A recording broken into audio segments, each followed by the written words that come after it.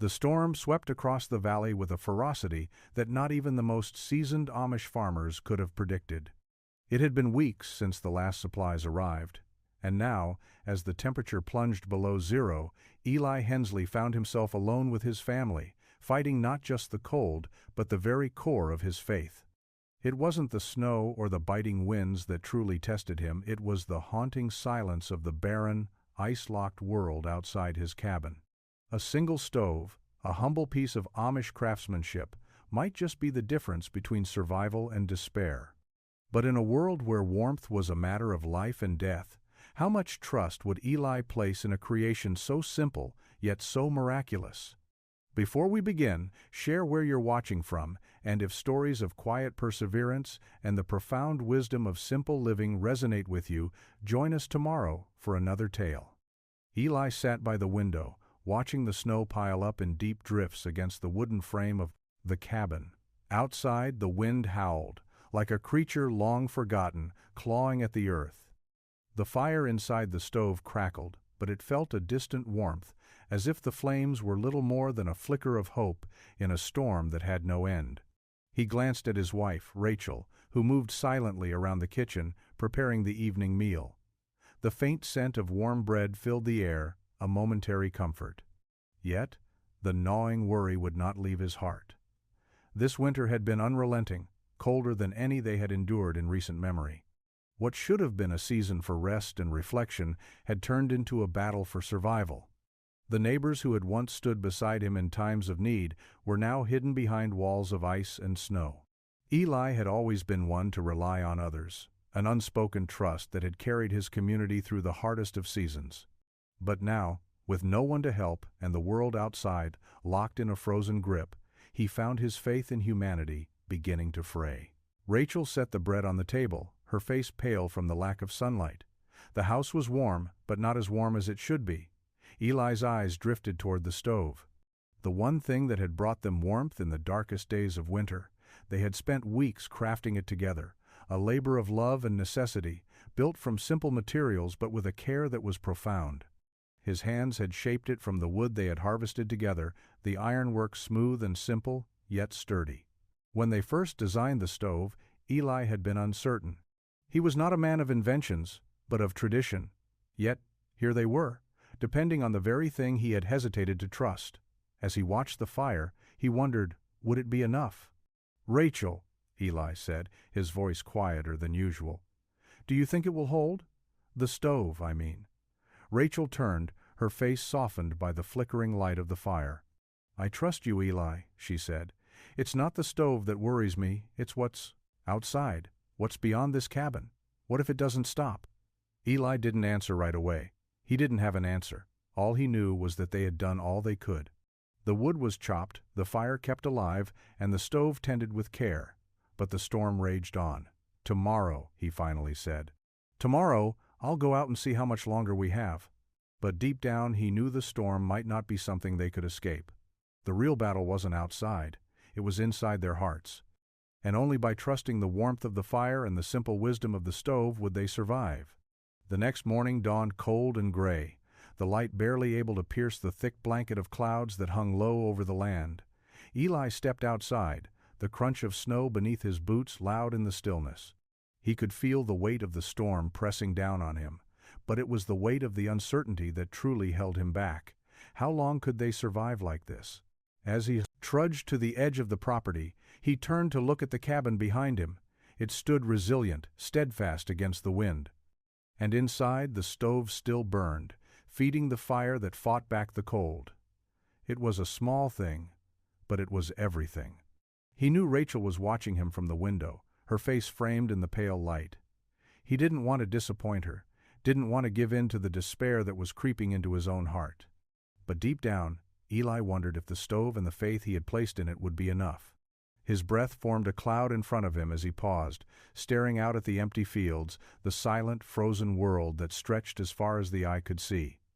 There was nothing out here but the land and the storm. He had built the stove with the utmost care. Yet, no matter how much preparation one made, it seemed that the elements would always have the final word.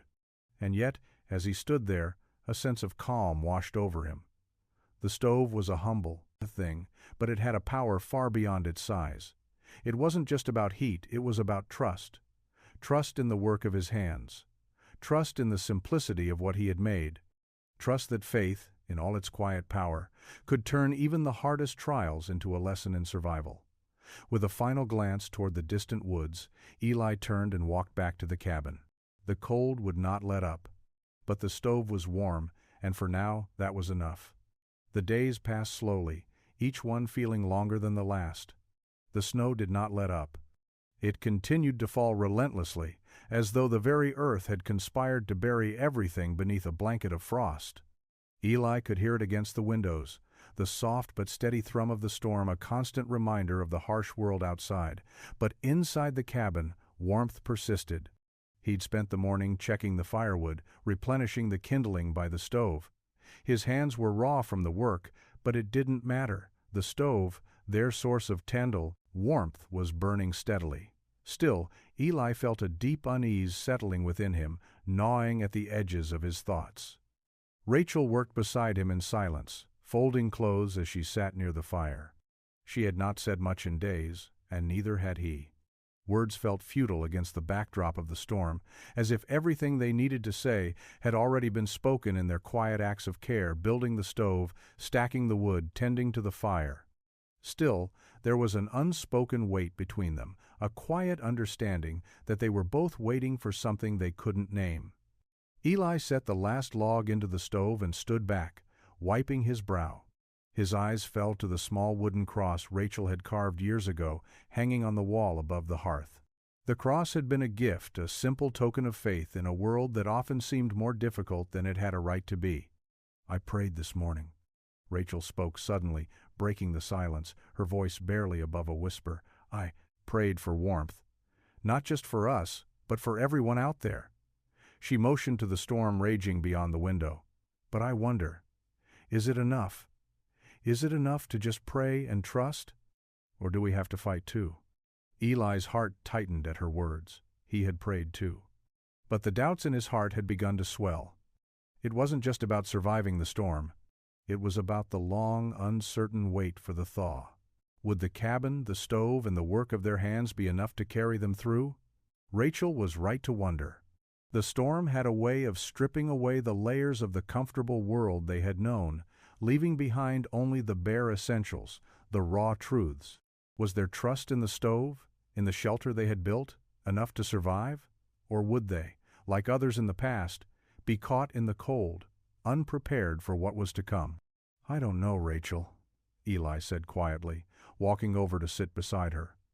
"I don't know if it's enough, but I think it's all we have right now, and it's all we can give." Rachel nodded, her gaze falling to the stove. "Then, we trust." Eli looked at her, the strength of her words grounding him. Trust. In the stove, in the warmth of their home, and in each other. Maybe that was enough. Perhaps it was the only thing that could see them through. He reached out, taking her hand. "We'll make it through. Together."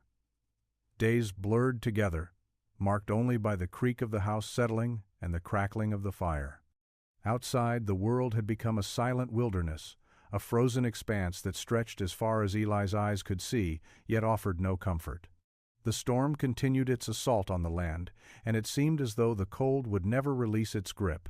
Eli had always prided himself on being a man of action, someone who could handle the task at hand and make things work.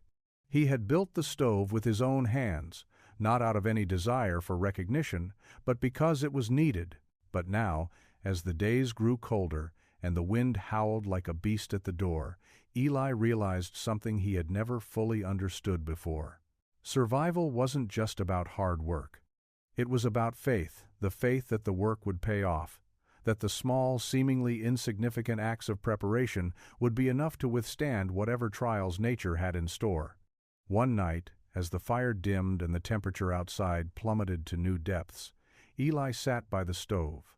The warmth in the room felt like a thin veil between them and the raw, unrelenting cold. Rachel had fallen asleep with the children, their breath visible in the still, frigid air of the room. Eli watched the flames dance, the light flickering against the wood walls. The stove, the heart of their shelter, was burning well, but Eli couldn't shake the feeling that something more was required. He rose quietly and walked to the door. The cold hit him like a wave, sharp and biting. He stood there for a moment, looking out at the swirling snow, listening to the howl of the wind. The wilderness outside was a relentless force, indifferent to human struggle. But here, inside, they had built something together, a small world of warmth, of care, and of trust. But was it enough? As he stood in the doorway, a deep sense of resolve settled over him. Faith was not just something to be spoken. It had to be lived, day by day, hour by hour. The storm could rage all it wanted. The cold could bite and tear at the edges of their world. But as long as they had this faith, this warmth, this family, they would survive. He turned and walked back to the stove, adding another log to the fire. The warmth spread immediately, filling the room with a gentle, familiar heat. For now, it was enough, and it would have to be. As the days continued to drag on, Eli's initial unease began to shift. The storm, relentless as it had been, started to feel like something familiar, something he and his family could weather together. Each morning, he would check the stove, ensuring that the fire was still burning strong, that the cabin still held firm against the cold. He had spent weeks doubting if it would be enough, but now, as he sat by the stove each evening, the uncertainty slowly faded. They were warm, they were safe. And in the heart of winter's fury, that was enough. Rachel had started to sing again in the morning's soft hymns that carried through the cabin, filling the space with a gentle reverence that matched the warmth of the fire. The children, who had once been restless with the cold, now played quietly by the hearth, their laughter echoing in the small space. There was no grand celebration, no dramatic shift in their circumstances, but the shift in their hearts was undeniable. Eli had begun to trust the simplicity of their shelter, the simplicity of their lives. One morning, as the storm subsided just long enough for Eli to venture outside, he stood for a moment in the quiet. The snow, now a soft blanket over the land, sparkled in the faint light. The wind had died down, and the world felt suspended, held in a moment of peace. It was a victory, not of strength or grand survival, but of quiet persistence, of trusting in what they had built together. The stove was more than just a means of warmth. It had become a symbol of their resilience, of their unwavering faith in simple things and in each other. As Eli stood there, looking out at the land they had fought to protect, he felt a deep sense of gratitude wash over him. They had survived this long winter, not through force or bravado, but through humility and faith. The storm had tested their resolve, but it had also brought them closer. Eli didn't need to say it out loud. He knew that Rachel felt it too. Their trust had proven to be enough. In the end, it was not the size of the shelter or the intensity of the storm that mattered. It was their ability to endure, to care for each other, and to trust in the simple warmth of the fire they had built together. When he returned to the cabin, Rachel smiled at him, her eyes shining with something like peace. "The fire's still going strong," she said softly, as if the simple act of maintaining it was enough to carry them through. Eli smiled back. "It will be enough," he said, settling beside her. And for the first time in days, he believed it wholeheartedly. The storm had passed, but the snow still lay thick on the ground, covering the world in a soft, pristine blanket.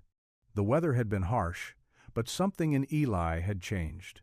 Where once he had feared the cold, he now felt a quiet acceptance of it. It was part of the rhythm of life. He looked out at the snow-covered land with a sense of gratitude, not for the storm itself, but for the lessons it had taught him. Days blended into weeks, and slowly the season began to turn. The sun, which had been absent for so long, now began to rise higher in the sky, casting a warm glow over the frozen fields.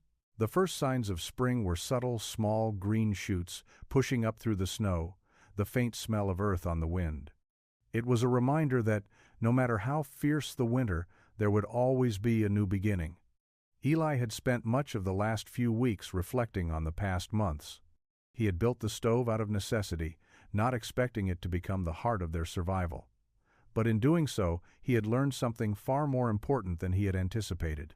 It wasn't the physical structure that had saved them, it was the act of building it with care, with love, and with faith in something greater than themselves. One afternoon, as he and Rachel sat by the fire, the light flickering gently in the stove, Eli turned to her, his eyes full of quiet understanding. "We've made it," he said, his voice soft but filled with a quiet pride. Through the worst of it, Rachel smiled. A smile that seemed to carry the weight of the entire winter. A smile that said, "We survived." "We've made it through," she agreed, her voice calm, as if the words held no more fear. They had passed through the storm, not unscathed but stronger for it. The children played nearby, their laughter a sound that filled the cabin with life once again. The walls, which had once felt cold and confining, now felt like the stronghold they had built together, warm and protective. Eli realized, not for the first time, how much their simple life had taught him. The world outside could be fierce and unforgiving, but inside there was peace, there was faith, there was love. "I think I'll take a walk tomorrow," Eli said, his voice thoughtful. "To see the land, see what's changed now that the storm's passed." Rachel nodded, her hand resting on the table. "I think that would be good," she said, her voice filled with contentment. "It's time to see what's next." And so, with the storm behind them and the warmth of their humble stove still burning bright, Eli and Rachel sat in the quiet peace of their home. They had endured. And now, as the world outside began to thaw, they looked forward with hope, knowing that whatever came next, they had already learned the most important lesson of all: to trust in the quiet warmth of what they had built and in each other. The first true signs of spring arrived quietly. The snow that had held the land in a tight, white grip for months began to melt, the sun's warmth gradually releasing the earth from its icy chains. The air was still crisp, but there was a faint promise in the breeze, a whisper that something new was about to emerge. Eli felt it too. The stillness of winter had been replaced by a gentle hum of life returning to the earth. As he stepped outside the cabin that morning, he felt the familiar crunch of snow beneath his boots, but it was different this time. The ground beneath the snow was softening, and the smell of thawing earth filled the air. He took a deep breath, filling his lungs with the cool morning air. He knew there was much work to be done, repairs to the roof, the garden to tend, firewood to be gathered. Yet there was a quiet peace in the knowledge that the worst of the winter was behind them. They had made it through. Eli stood at the edge of their property, looking out over the land that had been so unforgiving just months before. It was still silent, but not empty. There were signs of life. The birds had returned, and small animal tracks crisscrossed the snow. The once barren fields now seemed to be waiting for the seeds of spring to be sown. Eli couldn't help but smile at the thought. He knew the coming weeks would bring work, a different kind of labor than the relentless struggle of winter. The harshness of the cold would soon be replaced by the warmth of the sun, and with it the work of the land would begin again. But Eli no longer feared it. The struggle of the winter had shown him something profound. It wasn't just about surviving the storm, it was about having the courage to trust in the process, to do what needed to be done, one small task at a time. When he returned to the cabin, Rachel was already preparing breakfast. The smell of fresh bread and warm porridge filled the room, a simple comfort after the long, cold months. The children were playing by the fire, their laughter a sweet sound that reminded Eli of everything he had worked to protect. The stove, still warm and steady, stood in the corner, a quiet reminder of the perseverance that had carried them through. "We'll start the garden tomorrow," Eli said, his voice filled with a quiet resolve. Rachel smiled at him, her eyes bright with the same hopeful understanding. "I've already started the seeds inside," she said. "We'll be ready when the time comes." Eli nodded. "We've made it through, Rachel. The worst of it's behind us." And in that moment, the weight of the past few months, the cold, the doubts, and the fears, lifted. It wasn't that the storm was forgotten, it was that they had endured it together. Now they could begin again, with a deeper understanding of what it meant to live simply, to trust in each other, and in the small, quiet victories that came with patience and faith. As the days grew warmer, the world outside began to shift with the changing seasons. The snow was all but gone, replaced by soft earth, budding trees, and the vibrant green of spring's first grass. Eli and Rachel worked side by side, planting seeds and tending to the small patch of earth they had claimed for their garden. The work was simple but fulfilling, digging the soil, planting, and preparing for the harvest to come. It was a different kind of labor than the fight for survival they had faced in the winter, but it was just as important.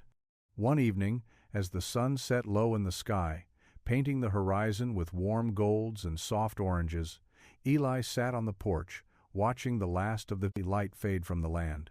The evening air was cool but carried the sweet scent of the earth waking up from its long slumber.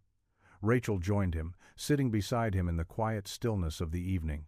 "It feels different now," Rachel said softly, her voice filled with wonder. "Like everything has come alive again." Eli nodded, his eyes fixed on the horizon. "It does feel different. The world seems to have shifted somehow." "It's the way the land's waking up," she said, "just like we are. It's like we've been through the long, dark night, and now the morning is coming." Eli smiled, turning to look at her. "I never thought I'd say it, but I'm grateful for that stove, for the warmth it gave us, and for how it carried us through." Rachel reached out, taking his hand. "It wasn't just the stove, Eli. It was the way we worked together, the way we trusted in each other. The stove was just one piece of it, but it was the faith we had in it, and in ourselves. That made the difference." Eli squeezed her hand, a deep sense of contentment settling over him. She was right. The stove had been a symbol of their strength, but it was their unity, their quiet resilience, that had truly seen them through the hardest of times.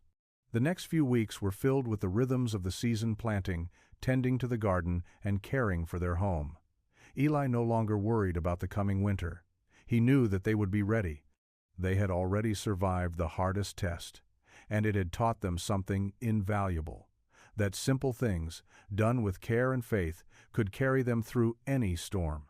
As the harvest season drew closer, the cabin filled with the familiar sounds of everyday life, laughter, conversation, and the hum of hard work. Eli and Rachel had built something stronger than just a cabin. They had built a life, a family, and a community bound by trust and faith. The stove, still standing in the corner of their home, was a quiet testament to that. And as they sat together that evening, the warmth of the fire in the stove comforting them, Eli realized that the greatest gift of all had been the quiet, unspoken gift of survival of love, trust, and faith. And that, more than anything else, was the gift that would carry them through the years to come. The days grew shorter, and the warmth of late autumn began to slip away, just as Eli knew it would. He could feel the bite of the wind returning, though it was still mild, just a whisper of the harshness to come. It was a familiar feeling, one that came with a sense of readiness, like the earth itself preparing for the inevitable arrival of winter. The garden had yielded its bounty, and the pantry was full. Firewood was stacked high, and the stove, though now silent, stood ready for the months ahead. Eli and Rachel spent their evenings inside, with the fire crackling softly, the air cool enough to remind them of what was coming. Their children, no longer the frightened little ones they had been during the heart of the storm last winter, now played contentedly by the hearth, untroubled by the impending cold. Eli had a feeling deep in his chest that this winter would be different. They had survived the last, yes, but now they knew exactly what the season could bring. He had heard the old men in town speak of harsh winters, the kind that turned a man's blood cold just to think of. But they had made it through the hardest trial already, and something in Eli's heart told him that they would make it through again. This time, they would face it not with fear but with quiet resolve. And yet, there was an underlying anxiety, one that Rachel had sensed in him but said nothing about. He caught himself checking the stove again and again, making sure it was clean, that the air vents were clear, and that the pipes ran as they should. It was as if the stove itself had become more than just a tool. It was a part of his soul now. It represented their journey, their struggles, their victories. In the simplicity of that stove, Eli saw not just survival, but the quiet faith that had kept them warm and safe. Winter was coming. But this time, they were ready. The first snow came softly, like a blessing, falling gently on the land in thick, slow flakes. Eli stood at the window of the cabin, watching the storm start.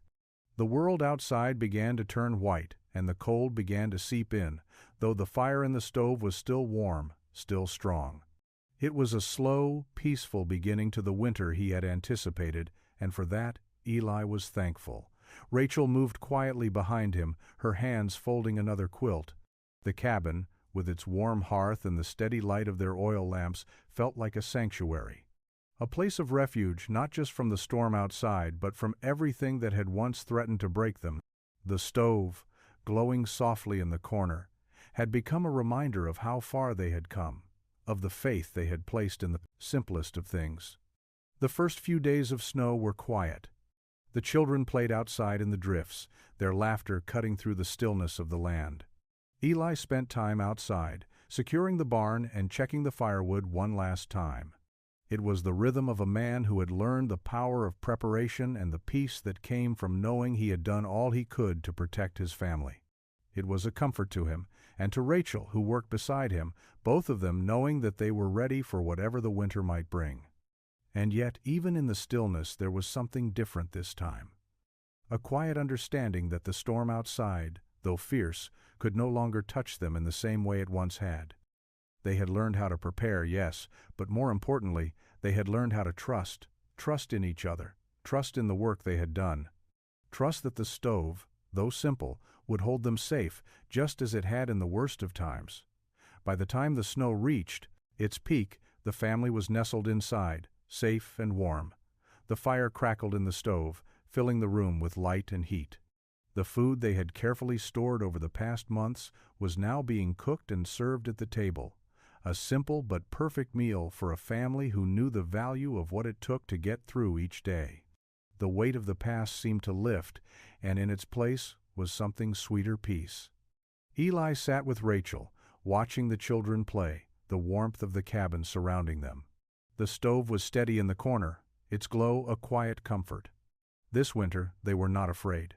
This time they faced it with quiet joy, knowing they had already made it through the hardest part. As the storm raged outside, Eli realized that it was not just the stove or the food or even the firewood that kept them warm. It was the quiet strength they had built together, the trust they had placed in simple things, in each other, in the work of their hands. The storm outside would pass, as all storms do, but the warmth of this place, the love that filled it, would never fade. In that moment, Eli knew that no matter what, they had found something more precious than survival. They had found peace.